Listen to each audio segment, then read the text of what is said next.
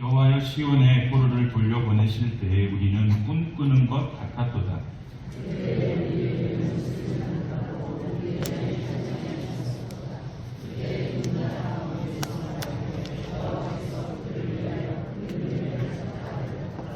여호와께서 우리를 위하여 큰 일을 행하셨으니 우리는 기쁘도다.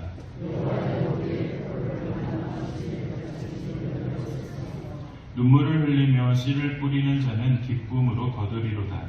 울며 씨를 뿌리러 나가는 자는 반드시 기쁨으로 그 곡식단을 가지고 돌아오리로다. 아멘. 이 시간 눈물의 씨앗이 감사의 열매가 됩니다. 라는 제목으로 말씀 증거하도록 하겠습니다. 그러면 온누리 교회에 하영조 목사님께서 설교 때 세 가지 관점에서 보는 감사에 대한 이야기를 하신 적이 있습니다. 그러니까 목사님께서 첫째로 이 고난이 없는 사람에게 감사가 없다. 그러니까 고난을 경험해 보지 않은 사람은 절대로 감사에 대해서 모른다라는 거죠.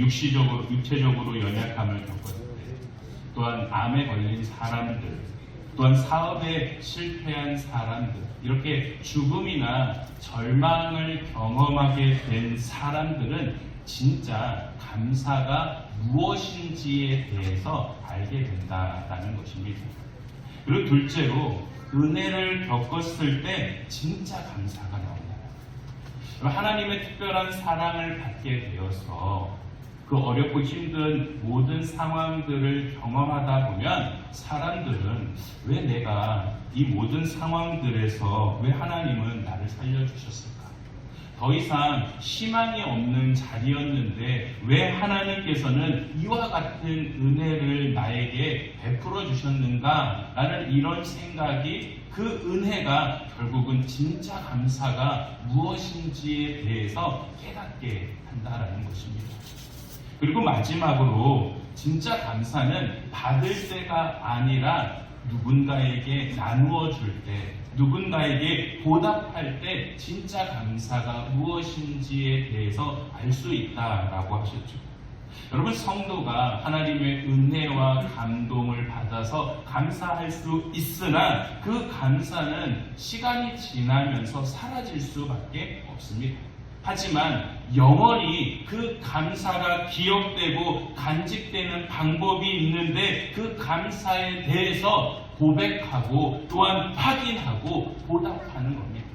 여러분, 예를 들어서 부모의 사랑에 대해서 모르는 사람은 아무도 없습니다. 하지만 그 부모에 대한 사랑을 받은 누군가가 그 부모에 대한 사랑을 보답하는 사람도 있고 보답하지 않는 사람이 있는 것처럼, 감사가 진정으로 내 것이 되기 위해서는 고백하고 확인하고 보답할 수 있을 때 영원히 그 감사가 나의 가운데 간직될 수 있다라는 사실이죠.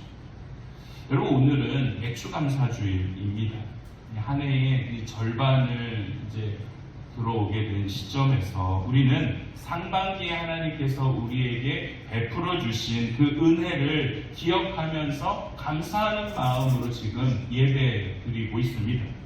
여러분, 맥주감사주일은 그냥 단순히 수학에 대한 부분에 대한 감사가 아니라 이 하영조 목사님께서 감사를 세 가지 관점으로 말씀하셨듯이, 첫째는 고난 없는 인생에 감사는 없다라는 것.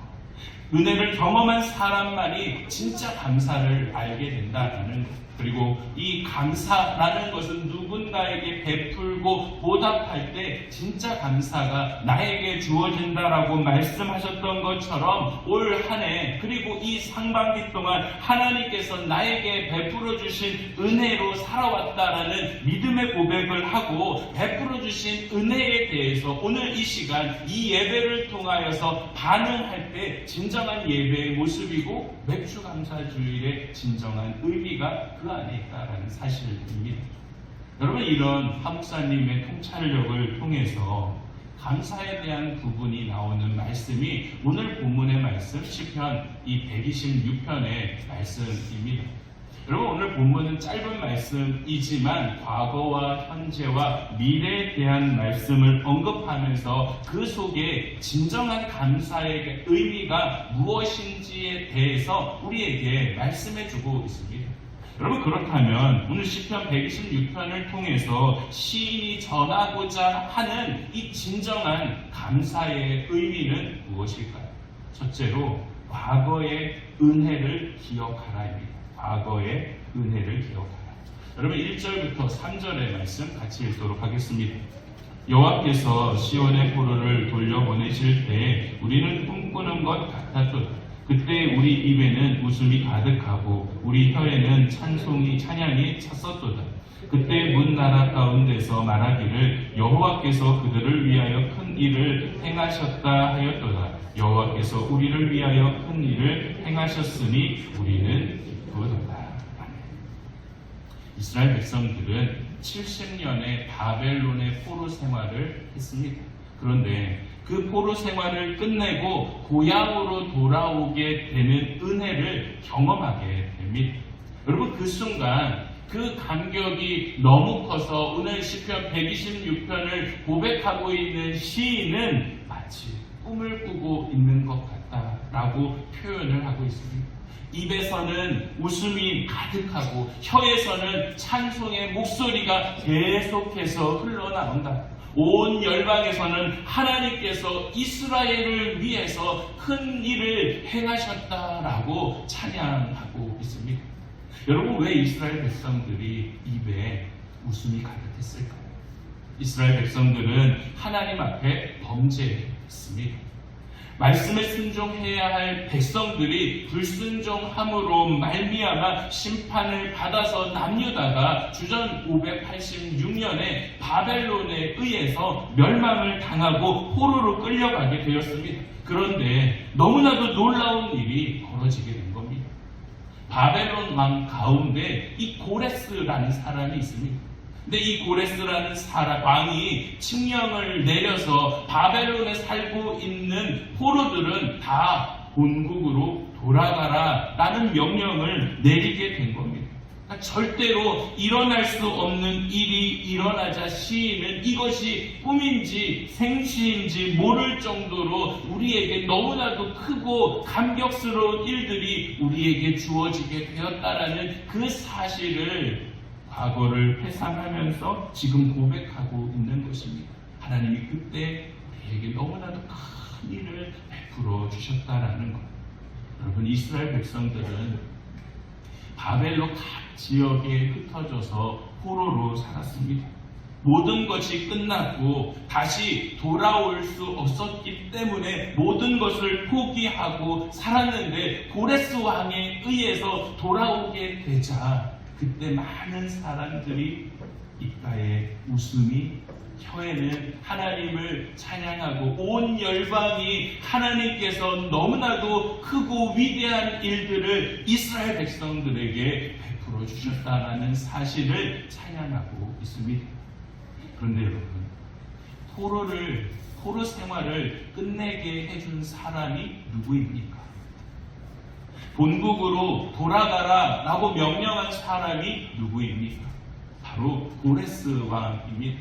그런데 오늘 시인은 고레스 왕이 우리에게 자유를 준 것이 아니라 하나님께서 우리에게 자유를 주셨다라고 선포하고 있습니다. 다시 말해서 시인은 지금 우리에게 행하신 이 놀라운 일은 고레스가 한 것이 아니라 하나님께서 고레스의 그 마음을 움직이시고 감동을 주셔서 결국에는 하나님이 진정한 자유를 우리에게 주셨다라는 사실에 대해서 전하고 있는 것입니다. 여러분, 이런 시인의 고백은 너무나도 중요합니다. 왜냐하면 그들은 예루살렘으로 돌아왔습니다. 이 포로의 생활을 하다가 70년 만에 이 예루살렘으로 돌아왔지만 그들의 현실은 녹록치 않다라는 거예요. 예루살렘은 폐허가 되었고 예루살렘의 영광을 재건하기 위한 노력을 행했지만 그조차도 만만치 않습니다. 더욱더 문제는 그 예루살렘에 계속해서 살고 있었던 대적자들이 계속 성전의 건축을 방해하고 있는 노력 때문입니다. 여러분, 시인은 그러한 상황을 모를 리 없습니다. 그러나 오늘 고백하고 있는 이 시편 기자는 현실을 보고 있지 않습니다. 그 너머에 계시는 하나님을 바라보고 있다는 것. 이는 하나님께서 우리에게 이와 같이 놀라운 은혜와 자유를 우리에게 주셨다라는 믿음의 고백을 통하여 과거를 회상하면서 과거에 하나님께서 이와 같이 절대로 일어날 수 없었던 그 일을 행하셨기 때문에 오늘날 우리의 현실의 자리가 때로는 힘들다 할지라도 과거에 하나님 나에게 베풀어 주신 은혜를 기억하면서 지금 내가 있는 자리를 잘 지켜 나아갈 때 하나님께서는 그 모든 것을 이루어 가실 것이다 라는 것을 확신하면서 찬양하고 있는 것입니다. 여러분, 이스라엘 백성들이 이렇게 확신하고 하나님 앞에 감사하고 찬양할 수 있었던 이유는 그들이 고난을 경험했기 때문입니다. 시련을 겪지 않는 사람은 감사를 모른다라고 말씀하신 하용주 목사님의 말씀처럼 그들은 이 고난의 끝자락에서 진짜 감사가 무엇인지에 대해서 깨닫고 발견하게 된 것입니다. 그래서 현실의 삶의 자리가 여전히 어렵지만 하나님을 믿고 감사하고 있는 것입니다. 여러분, 이처럼 우리도 지금 현실의 자리만을 본다면 여전히 우리의 삶에 해결되지 않는 문제들로 인하여 감사할 이유가 전혀 없어 보입니다. 끝나지 않는 고통들, 또는 때로는 돌아오지 않는 나의 자녀들이나 회복되지 않는 건강들을 보면 내 삶을 여전히 힘들게 하고 있는 요소들로 인하여 우리의 삶은 항상 고통의 연속일 수밖에 없습니다. 그러나 여러분, 그 모든 과정들을 지나 지금 우리가 이 자리에 있는 것만으로도 우리는 과거에 하나님이 나에게 베풀어 주신 그 은혜를 기억하며 그 은혜를 주신 하나님을 믿는다면 우리는 여전히 나의 삶의 자리가 고통의 연속 속에 있다 할지라도 감사할 수 있게 되는 것입니다. 고통 중에서도 하나님을 찬양하고 하나님이 나에게 베풀어 주신 은혜를 기대하면서 나의 모습 속에서는 웃음이 가득하게 되는 것이죠. 그러므로 성도 여러분, 오늘 맥주감사 주의를 드리는 오늘 이 시간 우리가 하나님 앞에 첫 번째로 감사해야 되는 그 감사는 기억의 감사입니다. 단지 나에게 좋은 일을 베풀어 주셨기 때문이 아니라 힘든 시간을 붙드시고 인도하여 주시는 그 하나님의 은혜를 기억하며 드리는 감사가 기억의 감사입니다. 여러분, 포기하고 싶었지만 하나님께서 우리를 붙들어 주셨던 적이 누구나 다 있습니다. 저 역시도 있습니다. 이거는 포기해야 되겠다. 근데 하나님께서 그 포기하지 않도록 마음을 주셔서 끝까지 붙잡았던 그 순간 누구나 다 있죠. 여러분, 그때를, 그 과거에 하나님이 나에게 베풀어 주셨던 그 은혜의 때를 기억하십시오. 한번 떠올려 보십시오. 여러분, 그 기억이 오늘 나의 삶의 자리에서 때로는 힘들고 나의 삶의 고통의 연속이라 할지라도 우리의 얼굴에 환한 웃음을 가져다 줄 줄 믿습니다. 여러분, 그렇다면 두 번째로 진정한 감사의 의미는 무엇일까요?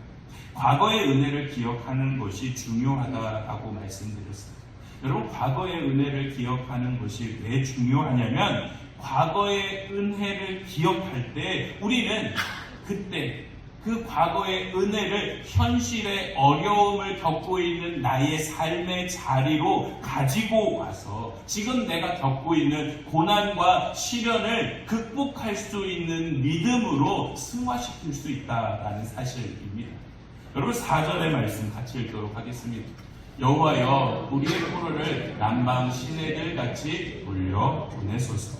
여러분, 포로에서 귀환한 이스라엘 백성들은 몇 년이 지나도 삶이 나아지지 않고 어려움을 겪었습니다.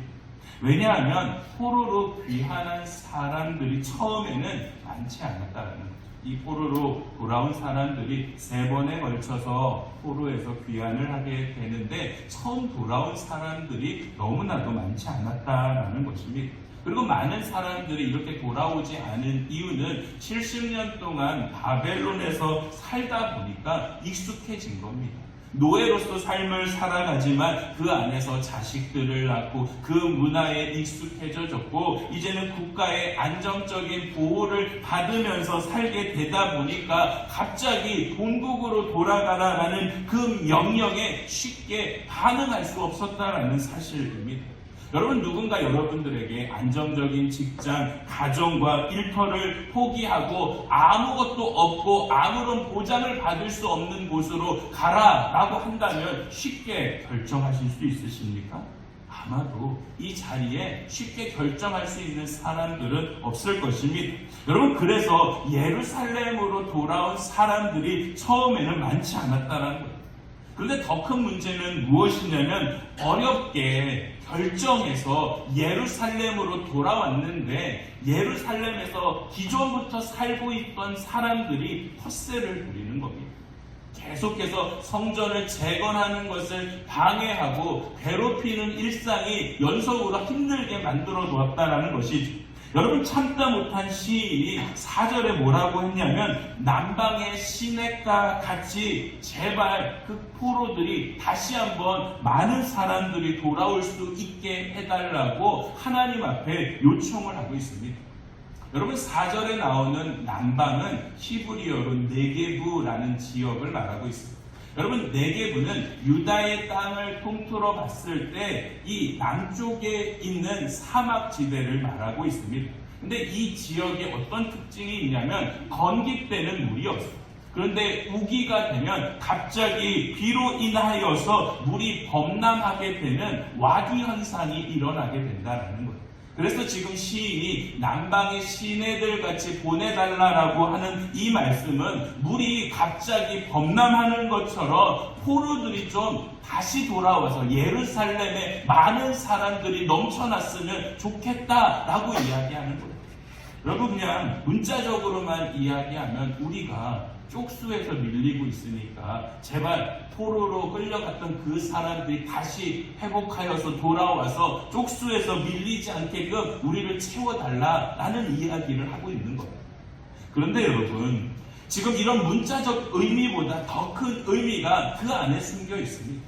여러분, 4절의 말씀은 결국 하나님이 도와주시지 않으면 우리는 절대로 살아갈 수 없다라는 믿음의 표현을 하고 있는 것입니다. 여러분, 5절의 말씀 한번 보십시오. 같이 읽도록 하겠습니다. 눈물을 흘리며 씨를 뿌리는 자는 기쁨으로 거두리로다. 눈물을 흘리며 씨를 뿌리는 자는 기쁨으로 거두리로다. 당신은 날씨를 예측할 수 없었습니다. 그래서 예측할 수 없고 그냥 농부가 자기가 원하는 날에 파종을 하다 보니까 어떠한 결과가 주어질지에 대해서는 추수할 때 가봐야지만이 알 수 있었습니다. 그래서 시인은 씨 뿌리고 눈물을 흘리는 농부와 자신의 상황을 대조하면서 지금 나의 능력으로 할 수 없으니 날씨를 주관하시는 하나님께서 우리에게 풍족한 은혜를 베푸셨던 것처럼 지금 이 현실의 삶의 자리에서 내가 할 수 있고 내 능력으로 감당할 수 있는 것은 단 하나도 없으니 하나님께서 제발 나의 삶의 자리에 개입하여 주셔서 그 모든 문제를 해결해 달라라는 말씀을 하고 있는 것입니다. 다시 말해서 시인은 오직 하나님만이 해결할 수 있다라는 믿음의 고백을 하고 있는 것입니다. 성도 여러분, 우리도 시인처럼 우리 현실의 삶의 자리에서 눈물의 기도를 드릴 때가 많이 있습니다. 어떤 분들을 보면 이 가정의 회복을 위해서 새벽마다 새벽 제단을 쌓으면서 하나님 앞에 눈물의 씨앗을 심고 있죠. 어떤 분들은 자녀의 구원을 위해서 매일 매 순간마다 계속해서 눈물의 기도를 드립니다. 어떤 분들은 건강의 문제로 경제적 어려움으로 인하여 눈물을 흘리며 기도합니다. 어떤 분들을 보면 교회를 위해서, 다음 세대를 위해서, 또한 민족을 위해서 고통 중이라 할지라도 기도의 씨를 뿌리면서 지속적으로 기도하고 계시죠. 그런데 때로는 이렇게 눈물을 흘리며 하나님 앞에 간절하게 기도해도 현실의 나의 삶의 자리에 변화가 없는 것처럼 느껴질 때가 있습니다. 여러분, 그 순간 우리는 하나님께서는 나의 기도를 듣지 않는 것은 아닐까라는 이런 마음이 우리의 마음에 가득 찰 때가 있죠. 그러나 여러분, 하나님은 듣고 계십니다. 하나님은 다른 사람이 모른다 할지라도 하나님은 우리가 눈물을 흘리며 하나님 앞에 기도하고 계시는 그 모든 기도의 제목 하나하나를 놓치지 않고 다 듣고 계십니다. 그 모든 눈물을 하나님은 하나님의 마음 가운데 저장하고 계신다라는 사실입니다. 시편 56편 8절의 말씀 같이 읽도록 하겠습니다. 나의 유리함을 주께서 계수하셨사오니 나의 눈물을 주의 병에 담으소서. 이것이 주의 책에 기록되지 아니하였나이다. 나의 눈물을 주의 병에 담아주시옵소서. 우리의 모든 눈물의 기도 하나하나를 하나님은 절대로 놓치지 아니하시고 그 모든 것들을 마음에 또한 병에 담아 기억하심으로 말미암아 때가 되면 반드시 열매를 거두어 주신다라는 믿음의 고백을 하고 있습니다. 성도 여러분, 지금 당장 어떠한 결과가 나에게 주어지지 않을 때가 참으로 많이 있습니다. 여러분, 그렇다 할지라도 계속해서 우리는 눈물에 그 기도를 심어야 된다라는 것. 눈물의 기도는 절대로 헛되지 않습니다. 왜냐하면 하나님이 아니면 안 된다라는 그 믿음이 우리가 흘리는 그 눈물 안에 담겨있기 때문입니다. 그 믿음이 기쁨의 열매로 우리에게 다가오게 되는 것입니다. 우리가 아까 우리 찬양을 불렀던 그 찬양에서 주는 반석 불렀잖아요. 굳건한 반석이시니 그 위에 내가 서리라. 그 위에 내가 서리라. 하나님은 우리의 반석이 되어주신다. 그 눈물의 기도를 통하여서 우리의 그 모든 것이 절대로 헛되지 않는다는 그 믿음의 고백이 담긴 그 기도를 온전히 올려드릴 때 우리가 그 반석 위에 세워지게 되고 일어설 수 있는 은혜를 우리에게 허락하여 주신다라는 사실입니다. 그러므로 오늘 이 시간 이 맥주감사주일에 드리는 두 번째 감사는 믿음의 감사입니다. 여러분, 믿음의 감사는 눈물이 있어도 감사하고 결과가 없어도 씨를 뿌리는 것, 현실은 막막해도 하나님 앞에 나오는 것, 그것이 믿음으로 씨를 뿌리는 자의 감사라는 사실을 믿으시기를 바랍니다. 그리고 마지막 진정한 감사의 의미는 미래에 대한 소망을 품고 감사하는 것을 말하고 있습니다. 여러분, 6절의 말씀 같이 읽겠습니다. 울며 씨를 뿌리러 나가는 자는 반드시 기쁨으로 그 곡식단을 가지고 돌아오리로다. 여러분, 6절은 5절의 말씀이 조금 더 확장되고 더 강한 확신을 표현하고 있습니다. 더 강한 확신이 들어있는 단어가 반드시라는 단어입니다. 여러분, 반드시라는 단어가 뭡니까? 하나님의 약속은 확실하게 이루어진다라는 것을 의미하는 단어가 반드시입니다. 다시 말해서 이 하나님의 약속은 희망상 내가 바라는 것이 아니라 확정된 미래를 뜻하고 있는 겁니다. 이건 반드시 돼라는 것은 확정된 미래를 의미하고 있다라는 것이죠. 여러분, 다시 말해서 지금은 울며 나가겠지만 반드시 기쁨으로 돌아올 수 있게 된다라는 것을 약속하고 있습니다. 어떻게 돌아온다라고요? 여러분, 울던 농부가 어떻게 돌아올까요? 기쁨으로 돌아온다라고 하고 있습니다. 왜 그럴까요? 그 농부가 눈물을 흘리며 뿌렸던 씨가 무엇으로 돌아왔기 때문에요? 곡식의 단으로 돌아왔기 때문에 기뻐한다라는 사실입니다. 여러분, 제가 6절의 말씀을 AI에 딱 넣어봤어요. AI에 넣어서 이 문장에 맞는 이미지 하나만 만들어줘 라고 AI에 검색을 해봤더니 이 그림이 나왔어요. 여러분 어떤가요? 슬퍼 보이십니까? 슬퍼 보이세요? 아니죠. 기뻐합니다. 너무나도 행복합니다.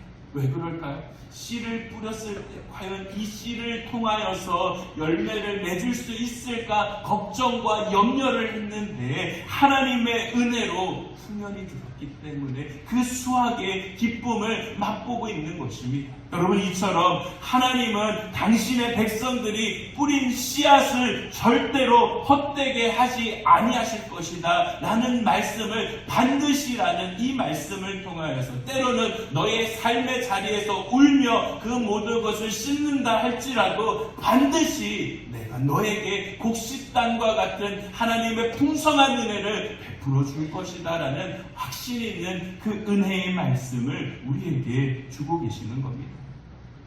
여러분, 하나님은 우리에게 우리가 미래를 꿈꿀 수 있게끔 소망을 품을 수 있는 확실한 선물을 우리에게 주셨어요. 여러분, 그 우리에게 주시는 확실한 선물은 예수 그리스도입니다. 여러분, 예수님은 우리의 인생의 하나의 씨앗과 같이 우리에게 찾아오셨어요. 요한복음 12장 24절의 말씀 같이 읽도록 하겠습니다. 내가 진실로 진실로 너희에게 이르노니 하나님이 이 땅에 떨어져 죽지 아니하면 하나 그대로 있고 죽으면 많은 열매를 맺느니라. 예수님은 당신 자체가 바로 하나님의 미랄이 되어 십자가에서 죽으심으로 말미암아 죽고 부활하셔서 구원의 열매를 우리에게 맺게 하여 주셨다라는 것.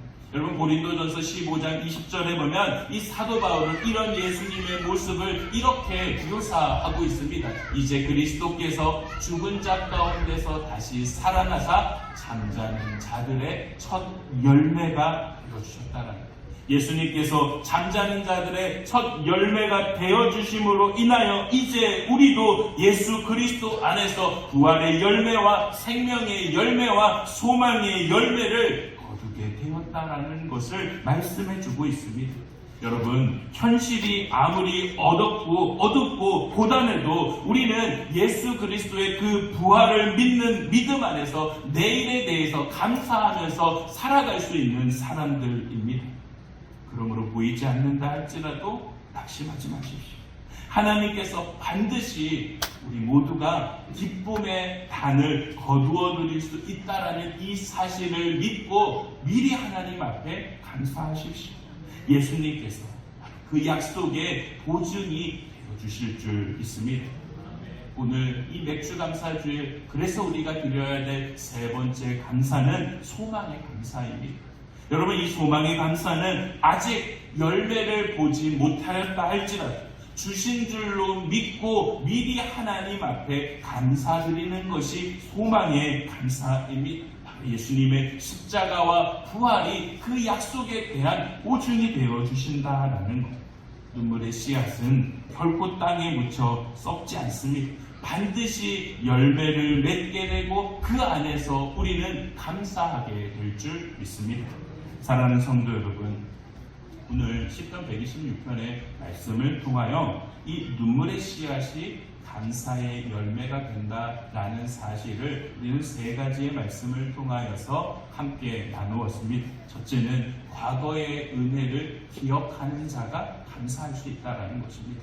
그리고 둘째는 현재의 어려움 가운데 믿음을 가지고 눈물의 기도를 드릴 수 있는 사람이 감사할 수 있다는 겁니다. 그리고 마지막으로는 미래의 열매를 믿고 미리 하나님 앞에 감사할 수 있어야 된다는 것. 이는 예수 그리스도께서 이미 첫 열매가 되어 부활하셨고 그 안에 우리 모두는 반드시 기쁨의 단으로 거둘 수 있게 하신다라는 그 약속을 예수 그리스도를 통하여 우리에게 보증시켜 주셨다라는 것을 말씀해 주고 있는 것입니다. 여러분, 맥주 감사주일은 그냥 단순히 상반기 나에게 베풀어 주신 그 수확에 대한 것들을 감사하는 절기가 아닙니다. 내 인생의 한 해, 평생의 인도하심 속에서 하나님이 어떠한 은혜를 나에게 주셨는지를 기억하고 고백하고 보답하는 날입니다. 여러분, 혹시 눈물의 계절을 지나고 계십니까? 아니면 기다림과 침묵 속에서 하나님을 찾고 계십니까? 그렇다면 지금 그 자리가 감사를 출발할 수 있는 출발점이 될 수 있습니다. 눈물이 있는 그 자리에 믿음의 씨를 뿌리십시오. 주님을 신뢰하면서 뿌렸다면 기다리십시오. 반드시 기쁨의 단을 거두는 날은 반드시 우리에게 찾아오게 될 줄 믿습니다. 오늘도 그 은혜를 믿고 감사하시는 저와 여러분 모두가 되길 주님의 이름으로 축원합니다. 기도하시겠습니다. 은혜가 풍성하신 아버지 하나님, 맥주 감사주일 예배로 또 우리를 불러주시니 참으로 감사합니다. 우리가 살아오면서 경험하는 수많은 고난과 눈물의 시간들 속에서 결코 우리를 버리지 아니하시고 그 고난의 밑바닥에서 당신의 손길을 만나게 하신 은혜를 기억합니다. 과거에 베풀어 주신 크고 놀라운 은혜를 잊지 않게 하시고 지금 이 순간 눈물 속에서도 믿음으로 씨를 뿌릴 수 있도록 우리를 인도하여 주시옵소서. 오늘 맥주 감사에 드리는 우리의 감사가 형식이나 습관이 되지 않게 하여 주시고 하나님 앞에 드리는 기억의 감사, 믿음의 감사, 소망의 감사가 될 수 있게 하여 주시옵소서. 이 모든 말씀 우리를 구원하신 예수 그리스도의 이름으로 기도합니다. 자리